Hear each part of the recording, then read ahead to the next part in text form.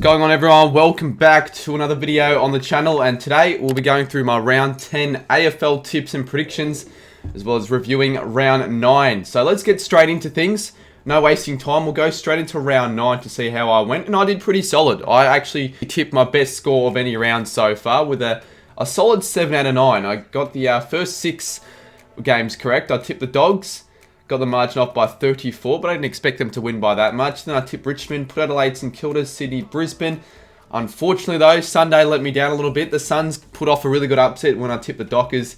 Thought the Giants could get it done for Liam Cameron. They obviously couldn't. And obviously the D's beat the Eagles. It was just always going to happen. So that was a free tip to get correct there. So 7 out of 9, pretty solid, but a little bit disappointed with Sunday. There was a chance for me to get 9 out of 9. My big calls were also quite disappointing. I only got the one correct. The only one I got correct was actually, funnily enough, the Saints game, where I predicted the Saints to win the game after trailing at half time. So we'll quickly get into the big calls, because there's another punishment for the week. I didn't get time to film the Bunnings one because I was actually really busy this week. But I do have the other one. I'll put it up on screen, which I'll get out to you a little bit later today. So if you're watching this, you see a link in this pinned comment, that's the video. So go check it out if it's there. Alright, let's get through this week's punishments. And weirdly enough, I didn't really get many likes on any of the comments. That was, I don't know, a bit strange. But Shannon Humphries, funnily enough, got the most likes with just a 38. So if you're watching the tipping videos, leave these comments some likes. But his punishment was to let me do the segments for next week's punishment video. So that means I actually have to get him on to do his tips as well. Second most likes was from my AFL legend to do a same game multi on the North v Melbourne game. Oh, with one of the legs being North to win by 40 plus and also tip them to win. Oh my goodness. And then the next one that I hearted was to tip the Eagles every week until they lose. Obviously, I don't want to be doing any of these ones, but, you know, let's just figure out which one it is. It's a prime opportunity for Shannon. He only got the 38 likes and still got the most. And it lands on AFL legend, for God's sakes. So he always seems to get up there with the votes. So his one was obviously doing a same game multi on North v Melbourne. But I've got to change my tip to North Melbourne for the week, for fuck's sakes. Let's just do the multi so I don't forget. Damn you, AFL legend, seriously. Can people stop liking your comments? Oh, lovely. $21 they are, the Roos. Don't you love that? So North Melbourne head-to-head already, $21. Let's go for a few 20 more disposals. You know what? Let's back into Horn Francis, even though that... you know what? Let's back into Horn Francis. It's not going to win anyway, so we might as well give a couple of North players a go. 25 more. Let's do another North player. Jai Simpkin. There we go. Let's go for anytime goal scorer. Well, you know, it's just going to be a North multi here. Well, we'll go, Nick Larkey and Zerha. They'll both kick a goal. This is where it gets me. Not only do I have to back in the ruse for a multi, the winning margin has to be North Melbourne. There's not even 40 plus, so I guess the next best is 25 plus. North Melbourne head to head.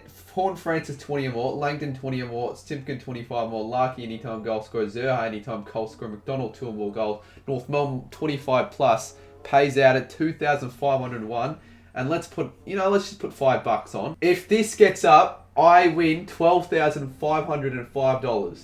Come on, you can get it. Anyways, let's get right into round 10. And the first game we've got is between Carlton and Sydney. This is shaped up to be an absolute ripper of a game. Friday night footy, I'll be streaming this one. The Blues, they're on a roll here. They're 7-2. And in the build-up of the game between the Giants, nothing really was going their way. Of course, it was Cameron's last game as coach. They haven't won a game at Giants Stadium, I don't think in their history, or at least for the last 5 outings. But, yeah, they were just obviously too good for the Giants. And it helped in that first quarter where I think they didn't allow the Giants to have a possession in their forward half, for the first 16 minutes of the game. So that just speaks volumes to how they performed in that game. They just wanted to get the win, and they did. The Swans are also quite impressive. They completely demolished the Bombers. They probably even should have won that game by more with all their scoring shots that they had. The Bombers just were second rate and were not up to the contest whatsoever. It helps when the opposition only records 30 tackles. That does help. But obviously it was a pretty easy win for the Swans. The Blues got a good win as well. Geez, this is a tough game to tip. But I have a bit of faith in the Blues. I know they haven't really played any, top sides. This is a bit of a challenge this one. But the Swans couldn't get it done on Friday night against the Dogs. I feel like the Blues get it done in this one. Blues to win this one by 11 points with my big call that there'll be 9 or more lead changes throughout this game. Next game we have on Saturdays between Geelong and Port Adelaide at GMHBA Stadium. The Cats, they're okay for bits of the game. They actually controlled probably majority of the game up until, midway through the third quarter where the Saints got on a huge run and they piled on 6 goals in a row and completely just ran over the top of the Cats. They had no answers that quarter, and that was obviously enough, that patch in the third, to beat the Cats. So, you know, it's not all doom and gloom for the Cats. There's still a side that I think will make the top 6, and they're coming up against the Power, who obviously have found their form. They've had 4 wins in a row, albeit 2 of them were against North and West Coast. So, you know, they've got confidence. They have a bit of momentum, but I just don't know if they'll beat the Cats at GMHBA. They're obviously now winnable at that ground. It's not necessarily a ground where they can't lose. We saw what the Dockers did earlier this season, but I don't think the Power are quality enough side to get it done against the Cats, especially after a loss. I feel like the Cats will make a bit of a statement here and sort of put the Power back to their place. I'm going to go the Cats to win this one by 25 points. My big call, the Cats lead for the entirety of the match. I don't think it'll be a smashing, but the Cats, they'll control this game in my opinion. Next game is also at 1:45 on a Saturday between the Dogs and the Suns at Mars Stadium. This game's almost another tough one to pick. The Suns are in some really good form. They got probably their 2 best victories in a row against, you know, against the Swans, who are in the top 5, and the Dockers, who are in the top 3. Yeah, then now their season's back on track, and they are a sneaky chance of finals. If they can beat the Dogs here, then I'll back them in for finals, genuinely ahead of the Dogs. Obviously, the Dogs were impressive against the Pies. They recorded 43 more contested possessions than them in that game. I was at the game, and they were just, you know, first to the ball, a lot better, and really controlled the game from the start. And, yeah, they look like the Dogs of old, and, you know, it's a bit of a tough one. They're super inconsistent here, the Dogs, where I want to tip them, and I will tip them, but the Suns can win. They can definitely win. But at Mars Stadium, I think I should back in the Dogs. I don't see the Dogs getting too much control over this game. I'm going to go a bit of a close margin of 13 points. And my big call will be that neither side scores over 70 points. Next game we've got is North Melbourne take on Melbourne. It's pretty obvious which team I would have predicted leading into this game, but we saw what just happened a bit earlier with a punishment. I've got to change my tip from Melbourne to North, for God's sake. Not really too much to take out of the 2 previous games between these 2 sides. The D's, easy, classy win against the Eagles by like 74. And the Kangaroos just weren't good enough against the Power. They were actually alright for the second and third quarters, but the first and last, the Power absolutely obliterated them. They won the game by 69 points. So, look, I'll tell you what I would have predicted. I would have predicted Melbourne to win by 79, but I've got to go North. So, North get it done by 8. If I get this tip right, I don't know what I'll do. So, yeah, I guess I've got to tip North. Thank you, AFL legend. My big call, Nick Larkin and Cam Zerha kick. We head over to the Adelaide Oval. We'll actually be going to that game, so I will be heading over to the Adelaide Oval at 7:30 PM on a Saturday. We've got Adelaide taking on St Kilda. The Crows have gotten a bit of a reality check in their last 3 performances. You know, people were saying that the Crows are a chance of finals after that win against the Dogs, but ever since they've lost 3 games by over 6 goals, albeit against some pretty decent sides, but it goes to show that Crows still have a long way to go in their rebuild, even to contend for finals. They're still a solid side, and they were pretty good against the Lions, particularly in that first half where they actually hit the lead. And the Saints, well, they got a really good win against the Cats. All seemed over at some stage in that third quarter. We just weren't able to, you know, out-muscle the Cats. The Cats just had control of the majority of that first half, but that third quarter was one of the best quarters of footy I've seen in a while. And we ran over the top of the Cats, our first win in 6 years. We should beat the Crows, you would think, and I will tip the Saints. I think the Saints get the job done in this one. I don't think it's going to be easy. The Crows are never an easy side to beat down at the Adelaide Oval, and if they come out firing and with the effort that they usually come out, it'll be a tough game, but I do expect the Saints to get up. Hopefully we do. It's obviously a must-win game for us. So I'll go the Saints to win it, and Max King to kick 5 or more goals. He hasn't kicked it so far yet this year. That'll be my big call. And also on a Saturday night at 7:30 PM, we've got Richmond and Essendon for the Dreamtime at the G Clash. I actually did forget to mention that round 10 is Indigenous round. We haven't gotten a Dreamtime at the G since 2019. So in terms of the matchup, it actually has been quite a while since we've seen this fixture occur. The Tigers, they've had 3 big wins in their last 3 games, and they've scored over 110 points in all 3 of them. So they're one of the highest scoring sides in the competition this year. The Bombers, on the other hand, they were dreadful. They probably recorded their worst loss of the season, definitely in terms of effort. They only had 30 tackles and 54 tackle opportunities. Something like ridiculous. The Bombers just put in no effort. It was a shameful performance, and I can't see this getting any better for them. I think the Tigers are way too good for them, at least at the moment. I'm going to go the Tigers to win this game by 50 points. A big call that the Tigers just get out of the blocks early and they lead at halftime by 8 or more goals. We're heading to the Sunday games. The first one between GWS and West Coast.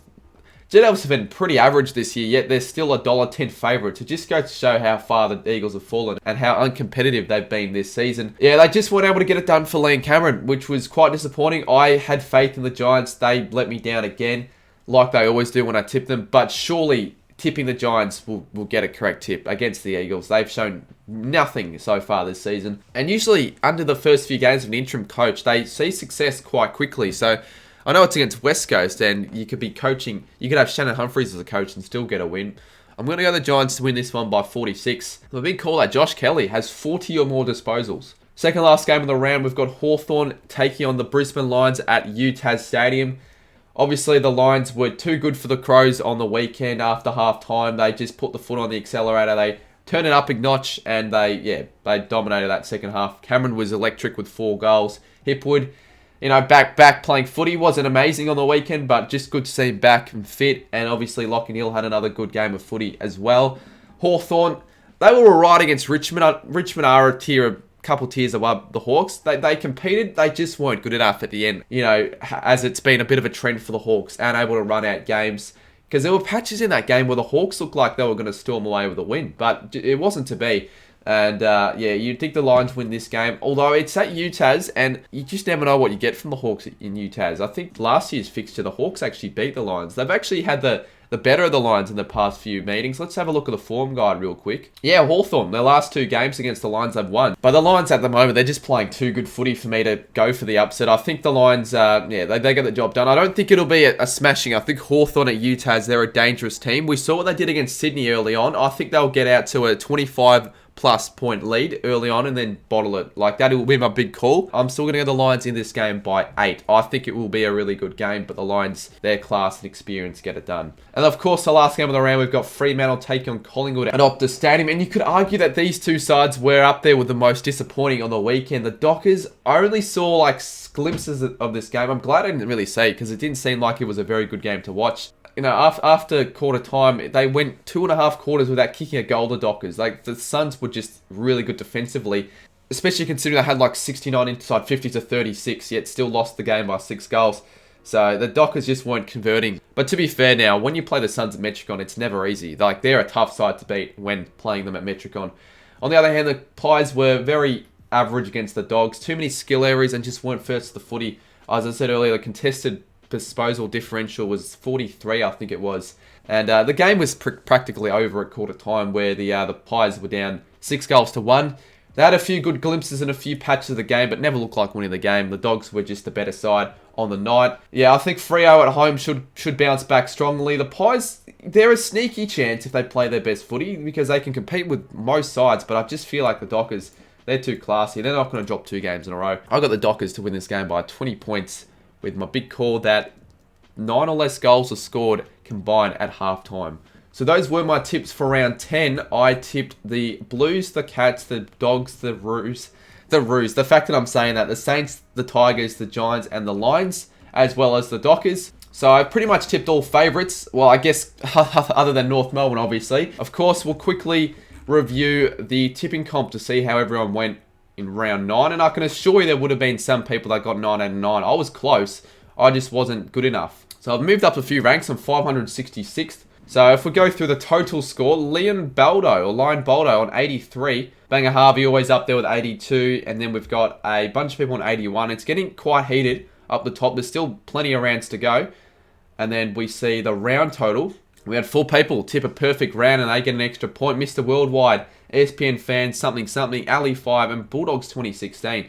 Well done on tipping a perfect score. So if you want to join the tipping comp, it's pretty easy. I'll put a link down below and it'll be in the description. So let's try and get to 1,000 members. Again, if you're new to the channel and you're enjoying the content, subscribe. We are, I think, still 50% of the people watching the channel aren't even subscribed. So I do want to continue ticking over with the subscribers. So, subscribe to the channel. Leave a like if you enjoyed. If you see any appropriate punishments you'd like to see me do in a further video, give them a like. Let's get some more punishments, more likes. And quickly on the Goal King Challenge, that'll be out next week.